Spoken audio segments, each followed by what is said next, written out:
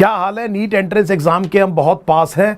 हम देखिए टेलीग्राम पे कितना सारा रिवीजन कर रहे हैं और वहां पर हम पहुंच गए हैं जेनेटिक्स पे, और इसके लिए मैंने आपसे कहा था कि मैं आपके साथ कुछ वीडियोस भी शेयर करूंगा। अंतिम प्रहार में इस बारी एक रैपिड फायर कर रहा हूं। अगले 15 मिनट देखते हैं कि हम कितने क्वेश्चन रिवाइज कर सकते हैं। आज का हमारा टॉपिक है principles of inheritance and variation. So पहला क्वेश्चन तो आपसे ये पूछेंगे कि मेंडल की सक्सेस के पीछे क्या वजह थी। सो पहली बात ये समझिए, मेंडल पहले वो आदमी नहीं थे जिन्होंने हाइब्रिडाइजेशन एक्सपेरिमेंट किए। वो पहले वो भी आदमी नहीं थे जिन्होंने गार्डन पी पे काम किया। उन्होंने मैथमेटिक्स और स्टैटिस्टिक्स का इस्तेमाल किया किसके अंदर, एक जेनेटिक एनालिसिस के अंदर, और फिर वो देख पाए कि बार बार कुछ चीजें रिपीट हो रही हैं, and that is why he was able to reach the laws. एक और बात समझिए, मेंडल की जो चॉइस थी गार्डन पी की, वो बहुत अच्छी चॉइस थी, क्योंकि गार्डन पी में क्लीस्टोगैमस कंप्लीट फ्लावर होता है और नेचुरली सेल्फ पॉलिनेशन है, लेकिन इमैस्कुलेशन और बैगिंग की मदद से क्रॉस पॉलिनेशन भी अचीव की जा सकती है। Easily identifiable contrasting traits for the same character available है। ये दूसरा क्वेश्चन हो गया। तीसरा क्वेश्चन आपसे ये पूछेंगे कि ये डोमिनेंट, और जब कंट्रास्टिंग ट्रेड्स में जब बात आएगी डोमिनेंट और रिसेसिव ट्रेड की, तो फ्लावर कलर और पॉड कलर देखिए। अगर आप पॉड कलर और सीड कलर देखिए। पॉड कलर अगर आप देखेंगे तो पॉड कलर में ग्रीन डोमिनेंट है। So please try to understand, pod colour में ग्रीन डोमिनेंट है। सीड कलर जो ज्यादा फेमस क्रॉस है हम करते हैं, उसमें येलो डोमिनेंट है। हर जगह येलो डोमिनेंट नहीं है। पॉड कलर में येलो एक्चुअली क्या है, रिसेसिव ट्रेट है। रिसेसिव ट्रेट वो है जो अपने आप को तभी एक्सप्रेस करेगा जब वो होमोजाइगस कंडीशन में होगा। डोमिनेंट ट्रेट वो है मेंडेलियन इनहेरिटेंस में जो अपने आप को हमेशा एक्सप्रेस करेगा। इससे फर्क नहीं पड़ता कि वो होमोजाइगस है कि हेटेरोजाइगस कंडीशन में प्रेजेंट है। उम्मीद है ये बात आपको बहुत अच्छे से समझ में आ गई। इसके बाद वो आपसे पूछेंगे कि ये बताइए सेग्रीगेशन किसे कहा जाता है। मैं आपके साथ में टेस्ट क्रॉस, रेसिप्रोकल क्रॉस वगैरह एक बार डिस्कस कर चुका हूं। सेग्रीगेशन का मतलब क्या है? तो सेग्रीगेशन में आप ये कहेंगे कि ये एक क्रोमोसोम है, इस क्रोमोसोम के ऊपर डीएनए है, ये डीएनए पर जीन है, ये वाला एक और होमोलोग है। होमोलोग वो जो कि सेम जेनेटिक इंफॉर्मेशन कैरी करता है, एक मदर से मिला, एक फादर से मिला। यहां पर एक जीन है लेटस से हाइट की, ये कैपिटल टी है, यहां पर स्मॉल टी है। इन वेरिएंट्स को अलील्स कहते हैं। गैमेट फॉर्मेशन के टाइम पर ये एक दूसरे के साथ सेपरेट हो गए, एक दूसरे से बिल्कुल अलग हो गए। एक गैमेट में गया, दूसरा गैमेट में गया। तो ये जो सेपरेशन ऑफ होमोलोग्स है, that is the physical basis of segregation. ये होता कब है आपसे पूछेंगे। सो एनाफेज 1 पर what is the physical basis of segregation. So आपका आंसर क्या होगा, एनाफेज 1। और आप देख लीजिए कि ये जो कैरेक्टर है उसका एक ही यूनिट फैक्टर एक गैमेट में जाएगा, या तो गैमेट में कैपिटल टी होगा या स्मॉल टी होगा। इसीलिए लॉ ऑफ सेग्रीगेशन को प्योरिटी ऑफ गैमेट्स भी कहा जाता है।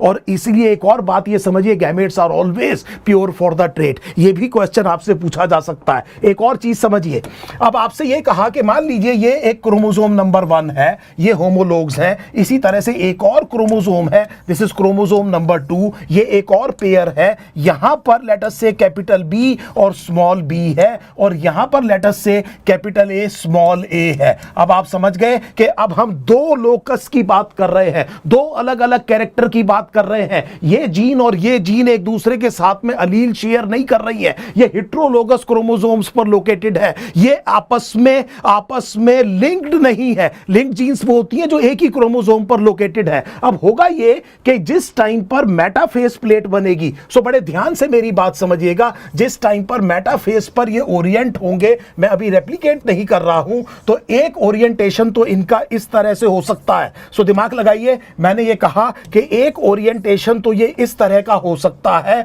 तो होगा क्या कि जिस टाइम पर ये सेग्रीगेशन होगा, then what is going to happen कि ये वाले दोनों एक साथ एक सेल में चले गए और ये वाले दोनों एक साथ एक सेल में चले गए। लेकिन ऐसा भी हो सकता है कि कई बारी ये भी हो सकता है जिसकी इक्वल प्रोबेबिलिटी है कि यहां पर जो ओरिएंटेशन है वो ऐसी हो। मैं इसको हटा देता हूं और देखिए यहां पर ये वाला इसके साथ और ये वाला इसके साथ चला जाए। Now this is very important to understand. अब आप समझ रहे हैं ये मेटाफेज 1 पर हो रहा है। मेटाफेज 1 पर जो इक्वेटोरियल प्लेट है उसमें दो अलग तरीके से क्या हो सकती है, ओरिएंटेशन। और अब की बार जब सेपरेशन होगा तो आप देख रहे हैं कि capital A small A capital B के साथ में और कैपिटल ए स्मॉल बी के साथ में जाएगा। सो एक एक जीन के जो 2 यूनिट फैक्टर हैं, जब वो सेग्रीगेट हो रहे हैं तो वो बिल्कुल इंडिपेंडेंटली सेग्रीगेट हो रहे हैं एक और जीन के 2 यूनिट फैक्टर से। ये इसको इन्फ्लुएंस नहीं कर रहा, ये इसको इन्फ्लुएंस नहीं कर रहा, इसे कहते हैं इंडिपेंडेंट असॉर्टमेंट। तो जब आप 2 डिफरेंट नॉन एलीलिक जीन्स की बात करते हैं तो हर एक इंडिविजुअल जीन 3:1 इंडिविजुअल रेशो में सेग्रीगेट करेगी, capital A small A B, और ये भी कैपिटल बी और स्मॉल बी भी। और इसका जो फिजिकल बेसिस है इंडिपेंडेंट असॉर्टमेंट का, वो मेटाफेस 1 के ऊपर है। मेटाफेस 1 के ऊपर किस तरह से ये क्रोमोसोम्स एक दूसरे के साथ में ओरिएंटेड है। उम्मीद है ये बात आपको समझ में आ गई है। एक और चीज बात समझ लीजिए, अगर जीन्स एक ही क्रोमोसोम पर लोकेटेड नहीं है, चलिए इसको दूसरी तरह से समझाता हूं। यहां पर कैपिटल ए स्मॉल ए, देखिए इसका जीनोटाइप याद कर लीजिए, इसका genotype capital A capital B small B है। और आपने देखा कि कैपिटल ए कैपिटल बी के साथ भी जा सकता है, कैपिटल ए स्मॉल बी के साथ भी जा सकता है, स्मॉल ए कैपिटल बी के साथ में भी जा सकता है, और स्मॉल ए स्मॉल बी के साथ भी जा सकता है। और ये इंडिपेंडेंट असॉर्टमेंट में 4 तरह के गैमेट बनते हैं। और dihybrid test cross ratio आपसे पूछेगा कितना आता है, आप कहेंगे 1:1:1:1। जब भी इंडिपेंडेंट असॉर्टमेंट होगी, dihybrid test cross ratio कितना आएगा,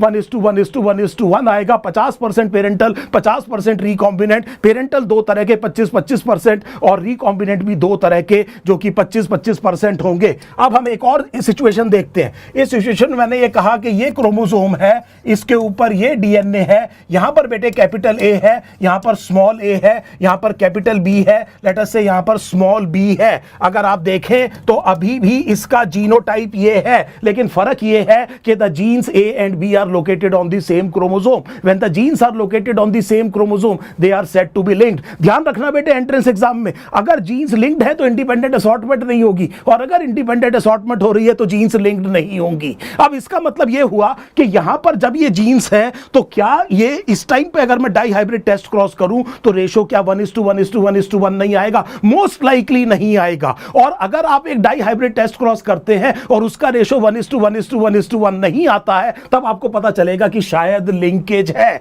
लिंकेज में अब फर्क यह है कि मान लीजिए, एक और बात समझिए, क्या इस लिंकेज को तोड़ा जा सकता है? पहले तो यह समझिए, genes located on the same chromosome, genes located on the same chromosome are called as linked genes. दूसरी चीज यह समझिए कि जहां पर यह क्रोमोसोम जाएगा उसके ऊपर की जीन साथ में जाएगी। इस चीज को the genes which are linked on the same chromosome have a tendency to be inherited together. So actually inherit क्या होता है बेटे? क्रोमोसोम। इसे कहते हैं क्रोमोसोमल थ्योरी ऑफ इनहेरिटेंस। जहां क्रोमोसोम जाएगा उसके ऊपर की जीन जाएगी, इसे कहते हैं लिंकेज। लेकिन लिंकेज को तोड़ा जा सकता है, और लिंकेज को तोड़ने का तरीका क्या है यहां देख लीजिए। जिस टाइम पर यहां पर मियोसिस होगा, now this is very interesting to see, जिस टाइम पर मियोसिस होगा तो अब आप समझ रहे हैं कि जब डीएनए रेप्लिकेशन हो जाएगा तो हर एक क्रोमोसोम की 2 सिस्टर क्रोमैटिड्स होंगी। तो यहां कैपिटल ए, यहां पर कैपिटल बी, दोनों लिंक्ड जीन्स हैं। आप देखिए बड़े ध्यान से, और आपको यह समझ में आ गया कि this is what actually happens. और इसके बाद में देखिए यहां पर साइनेप्टोनीमल कॉम्प्लेक्स बनेगा,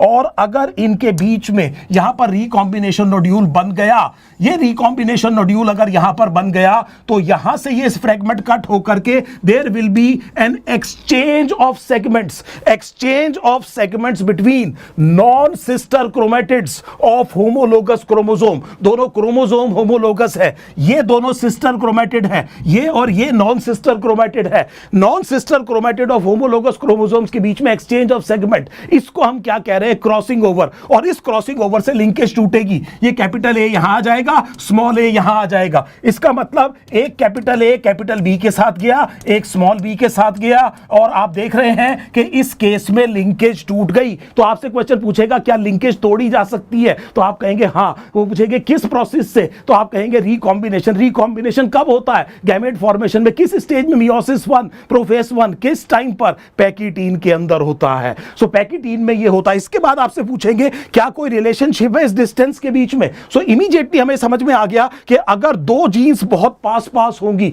तो स्ट्रेंथ ऑफ लिंकेज ज्यादा होगी, क्योंकि उनके बीच में रिकॉम्बिनेशन नोड्यूल नहीं बनेगा। अगर ए और बी के बीच में जगह है और रिकॉम्बिनेशन नोड्यूल दोनों के बीच में बन रहा है, तभी लिंकेज टूटेगी, नहीं तो लिंकेज टूटेगी नहीं। सो अगर पास है तो स्ट्रेंथ ऑफ लिंकेज ज्यादा होगी, कम रिकॉम्बिनेंट्स बनेंगे। अगर दूर है तो स्ट्रेंथ ऑफ लिंकेज कम होगी, ज्यादा रिकॉम्बिनेंट्स बनेंगे। बहुत ही इंपॉर्टेंट क्वेश्चन है। जितने रिकॉम्बिनेंट कम बनेंगे उतने ज्यादा पेरेंटल बनेंगे। तो जितनी ज्यादा स्ट्रॉन्ग लिंकेज होती है उतने कम रिकॉम्बिनेंट्स और उतने ज्यादा क्या बनते हैं बेटे, पेरेंटल्स बनते हैं। ये क्वेश्चन बहुत बहुत ज्यादा इंपॉर्टेंट है। उम्मीद है यहां तक आपको ये बात समझ में आ गई होगी। तो चलिए फटाफट आपकी एनसीईआरटी पे दोबारा चलते हैं। हमने सेग्रीगेशन देख लिया, हमने हमने इंडिपेंडेंट असॉर्टमेंट देख लिया, हमने बेटे इंडिपेंडेंट असॉर्टमेंट देखने के बाद में बेसिकली हमने लिंकेज के बारे में देखा, क्रोमोसोमल थ्योरी ऑफ इनहेरिटेंस के बारे में देखा, लिंकेज का मतलब समझा, हमने समझा बेटे किसे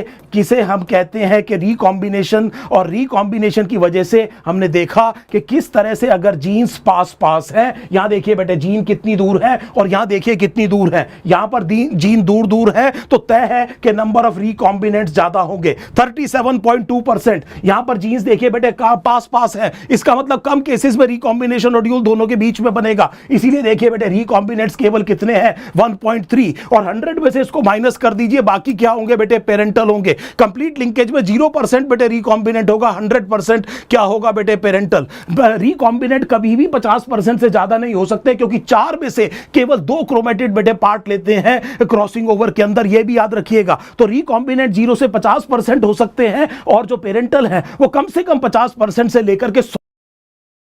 और अगर आप एक डाई हाइब्रिड टेस्ट क्रॉस कर रहे हैं और उसमें रेशो केवल 1:1 आ रहा है और सारे पेरेंटल बन रहे हैं 50-50%, इसका मतलब कंप्लीट लिंकेज है। और अगर 25-25-25-25% बन रहा है तो पहली पॉसिबिलिटी यह है कि जीन्स लिंक्ड नहीं है, वो इंडिपेंडेंटली असॉर्ट कर रही हैं, वो हेटेरोलोगस क्रोमोसोम्स पर लोकेटेड है। और अगर एक ही क्रोमोसोम पर लोकेटेड है कि 100% केसेस में उनके बीच में रिकॉम्बिनेशन नोड्यूल बन करके ये जो है लिंकेज टूट रही है। उम्मीद है अभी जो मैंने बहुत तेजी से रैपिड फायर किया इस वाले उसमें अब आप अपनी एनसीईआरटी देखिए, हमने बहुत सारे क्वेश्चन किए हैं। बहुत जल्दी एक और 15 मिनट का बहुत पावर पैक्ड सेशन आपके साथ करता हूं।